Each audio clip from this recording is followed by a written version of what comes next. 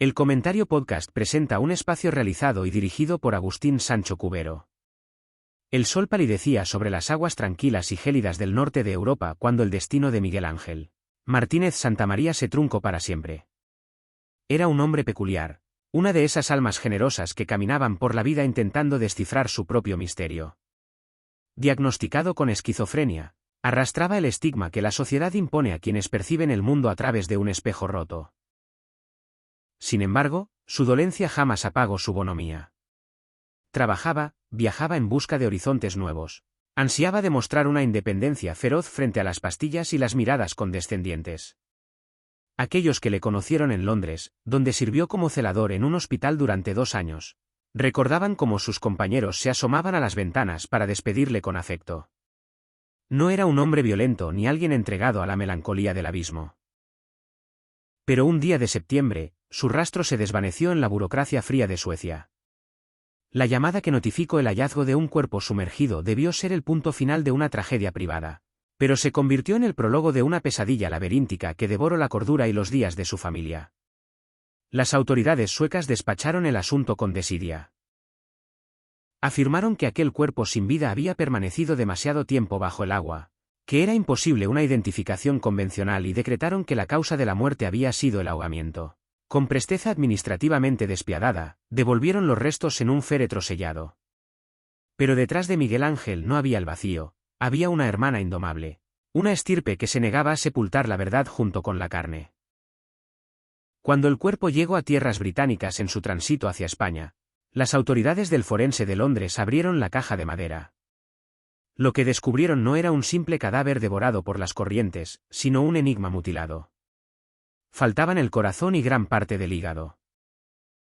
El informe de la oficina del coroner británico encendió las alarmas de una sospecha atroz que la familia apenas se atrevía a verbalizar por el terror reverencial a las leyes. El tráfico de órganos flotaba en las estancias como un fantasma innombrable. Durante años, los escritos enviados a la oficina del coroner chocaban contra la indolencia de funcionarios que admitían que tampoco los ingleses poseían una constancia fehaciente de que los restos enterrados pertenecieran realmente al hermano desaparecido. La hermana inició entonces un peregrinaje solitario por los despachos de 3 naciones, arrastrando carpetas repletas de documentos contradictorios, sufriendo el desdén de quienes la tachaban en voz baja de neurótica o histérica. El machismo institucional se disfrazaba de condescendencia, invitándola a regresar a su hogar y a cuidar de sus hijos, a dejar en paz a los muertos. Las cartas enviadas a las embajadas suecas recibían por respuesta el desprecio del idioma, pues contestaban deliberadamente en sueco a las misivas redactadas en inglés. El consulado español en Estocolmo había firmado el certificado de defunción inicial sin una sola prueba científica de la identidad del fallecido, lavándose las manos en un engranaje donde la verdad importaba menos que el orden de los archivos. La justicia española demostró una ineficacia igual de lacerante. Una denuncia interpuesta en la Fiscalía de la Audiencia Nacional permaneció oculta en la oscuridad de un cajón durante 5 largos años. Cuando la hermana logró entrevistarse con la fiscal, descubrió que la policía sueca había enviado unos papeles relativos a la identificación 2 años antes, los cuales jamás se habían traducido ni examinado. Al exigir copias de aquellos legajos, la realidad mostró su rostro más absurdo. No existía ningún documento que avalara una identificación formal en aquel fatídico mes de septiembre.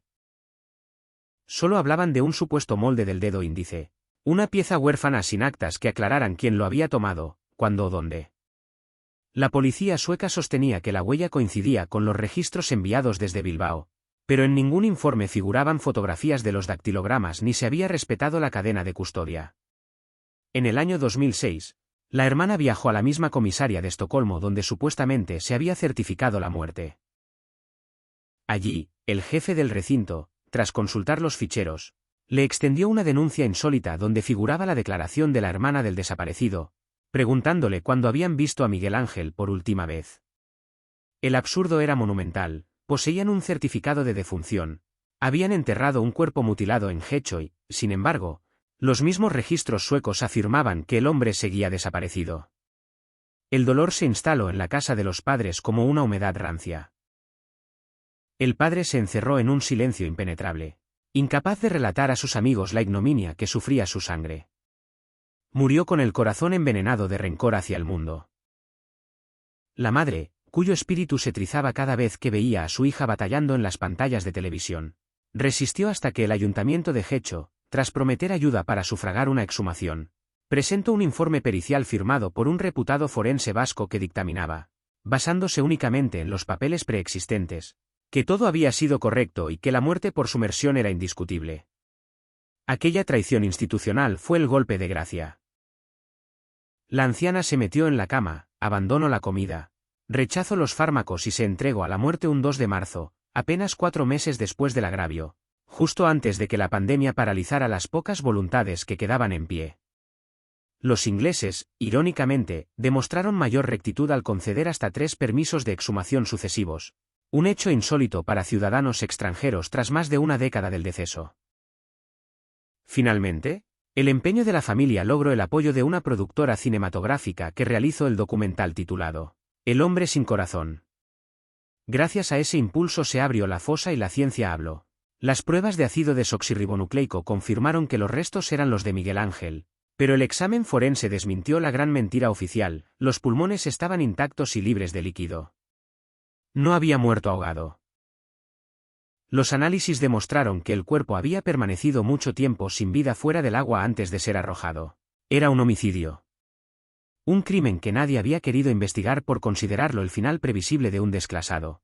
Un enfermo mental desprovisto de valor para los estados. El Parlamento Europeo llegó a declarar que el caso presentaba indicios de trata de personas y ordenó una investigación obligatoria que las instituciones españolas ignoraron, dejando prescribir los plazos burocráticos para asegurar la impunidad. Las denuncias subsiguientes de la hermana terminaron en el Tribunal Supremo, peleando contra jueces que pretendían dilatar los procesos para sepultar el delito bajo el polvo del olvido.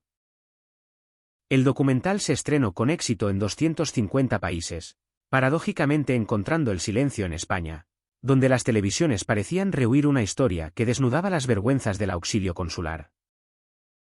La hermana, apoyada por sus primos, continuó alzando la voz a través de plataformas de audio, sabiendo que la factura personal había sido altísima, años de vida restados a sus propios hijos, energías devoradas por la burocracia y la amargura de constatar que las instituciones defienden a los verdugos poderosos mientras abandonan a las víctimas humildes.